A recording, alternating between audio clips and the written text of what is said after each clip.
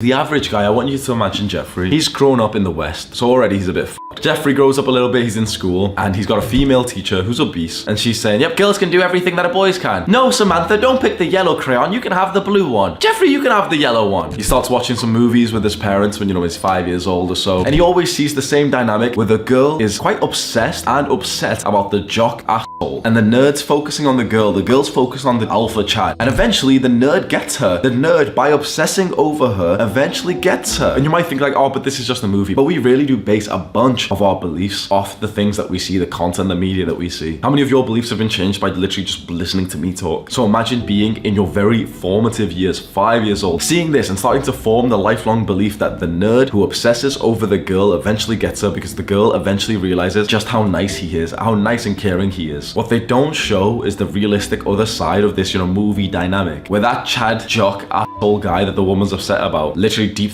the f*** out of her every single morning, and she's just upset because he hasn't replied fast enough, and the nerd's there just waiting like, oh, one day I'll get my princess. But you know what the Hollywood somewhat correctly shows, but very subtly that most people don't pick up on? It's only once she has been taken by a better man, after that, not in replacement, after that then she will get with the beta. And this is like literally the dynamic you will always see when you look around. Jeffrey grows up, goes through like the high school experience, struggles with girls, always sees the same dynamic, that the asshole's getting the girls and he's the nerd, he's obsessing over the girl, but the girl doesn't like him back. And he gets a little bit older and he gets like the party days in university and college, and he's seeing rampant sexual behavior for the girls, not so much for him and his friends. And it literally makes him feel some weird feeling when he's in some kind of party and he hears girls say that they want to f that guy tonight, and he's thinking, how do girls speak about this? He's never seen this in a movie before. Jeffrey's 25 years old, focusing a little bit more on his career, still struggling with girls, maybe gets a date here and there, and eventually once Jeffrey's actually doing okay with his career, age 28, that same girl that ignored him in high school, that he heard saying that she wanted to f and did f that guy in the party in the bathroom, eventually that same girl will now look at him and say like, yeah, I want a real man. Yo, you've been waiting for me all this time, Jeffrey. And he's so happy. Finally, she's seen my worth. And yeah, I'm just gonna ignore her past, without realizing that if a woman has slept around, that makes her drastically more likely to cheat and divorce him.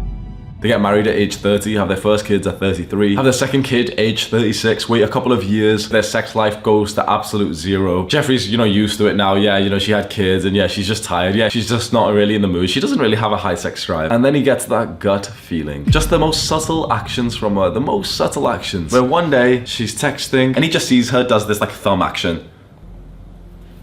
Another day, she's like texting her something and she puts her phone down like this. And then for some reason, Jeffrey feels some kind of suspicious pain right here in his gut. Some kind of primal fear. And he starts getting neurotically anxious. He knows her passcode. He's seen her enter it before. She just went to the bathroom and she left her phone on the kitchen table. Quickly, Jeffrey grabs it, enters the passcode, it works. And his heart starts to beat fast and he starts to feel like very fucking vigilant. Like, okay, as soon as I hear the flush, I'm gonna put the phone down. Swipes up so he can see what recent apps have been opened. Okay, looks okay, she's just been messaging her girls, okay. Looks through her messages. Oh yeah, there's no guys here. Yeah, okay, it's fine. Yeah, see, she wasn't cheating on me. Oh, phew. And then on her phone, she gets a new message from her female best friend, ecstatic about something. And he clicks on it, and that's where all the juice is hidden. It's his wife, the mother of his children, reminiscing about the dick that she used to get 15 years ago. Chad's back in town now, go. Oh, Jeffrey won't find out. Divorce, the good career that Jeffrey worked up for, most of his income's gone. Okay, imagine, literally, realistically imagine, because you might be young and you've never really seen this. Realistically imagine that inside of Jeffrey's bank, he gets $5,000 a month from his job, which is pretty good, right? $5,000 a month. And his expenses for the house and everything was like 4K, 5K, like 4.5 or something, right? Now imagine that just with the divorce, the childcare, the alimony that you have to pay, like this weird marriage laws that are really old, is like if a man and woman divorce, the person who makes the most, which is usually the man, has to just give free money to the woman plus the childcare. Out of the 5,000 that he had in income, he needs to give 1.5 grand to her. She keeps the house, keeps the kids. 1.5K he has to give per month. Maybe 2K, maybe 2.5, maybe 3K. Plus the fact that now he needs to go and rent some